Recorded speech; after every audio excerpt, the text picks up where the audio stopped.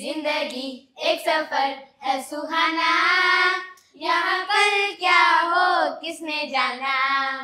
जिंदगी एक सफर है सुहाना, यहाँ कल क्या हो किसने जाना। उड़लई उड़लई उड़लई उड़लई उड़लई उड़लई उड़लई उड़लई। किशोर कुमार भारतातले लेजेंडरी गायक तसेच भारतीय संगीताचा कधीही न मावळणारा सूर्य। त्यांच्या आवाजाने अनेकांच्या भावना व्यक्त झाल्या, म्हणूनच त्यांना भारतीय संगीताचा आत्मा म्हटले गेले।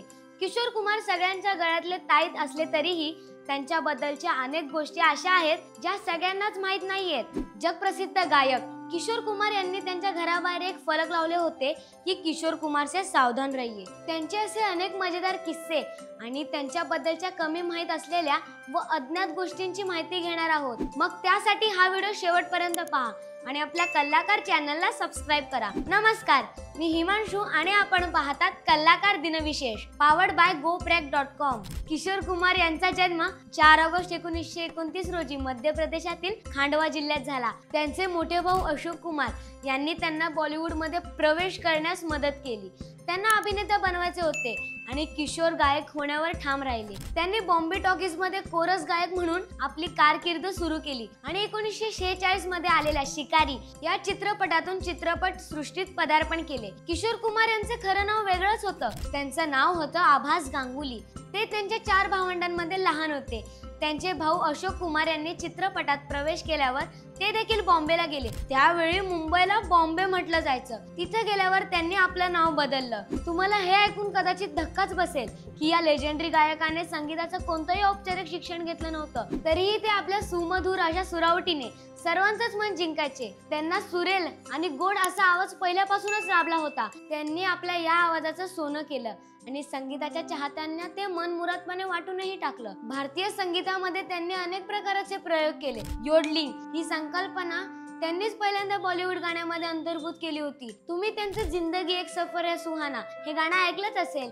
या गाण्यामध्ये योडलिंग हा प्रकार आहे, त्याला त्यांनीच पहिल्यांदा भारतात आणलं होतं। हा प्रकार त्यांनी जिमी रोजर्स आणि टेक्स मॉर्टन यांच्याकडून प्रेरित होऊन घेतला होता। किशोर कुमार यांची गायकीची प्रतिभा फक्त बॉलिवूड पुरती मर्यादित नव्हती। हिंदीमध्ये गाणे गाण्याव्यतिरिक्त किशोर दा यांनी बंगाली, ओरिया, कन्नड, गुजराती आणि अगदी भोजपुरी भाषेतही गाणी गायली आहेत। त्यांनी गायलेल्या त्यांच्या मधुर गाण्यांमुळे ते संपूर्ण भारतभरात लोकप्रिय आहेत। बऱ्याच वेगवेगळ्या भाषांमध्ये तब्बल 2500हून अधिक गाणी त्यांनी गायली, तर जवळपास 80हून अधिक चित्रपटांमध्ये काम केले। एकाच नायकासाठी 90हून अधिक चित्रपटांमध्ये गाणी गाणारे किशोर कुमार हे एकमेव गायक होते। त्यांनी राजेश खन्ना यांच्यासाठी 91 चित्रपटांमध्ये आपला आवाज दिला। लता मंगेशकर यांच्यासोबत त्यांनी 327 युगल गीते गायली। किशोर कुमार हे खरं तर अवलिया कलाकार, शतकात एखादाच असा अवलिया अवतरतो। कोणत्याही गाण्याचं सोनं करण्याचं कसब हे त्यांचं वैशिष्ट्य। त्यांच्या दर्दभऱ्या गाण्यांना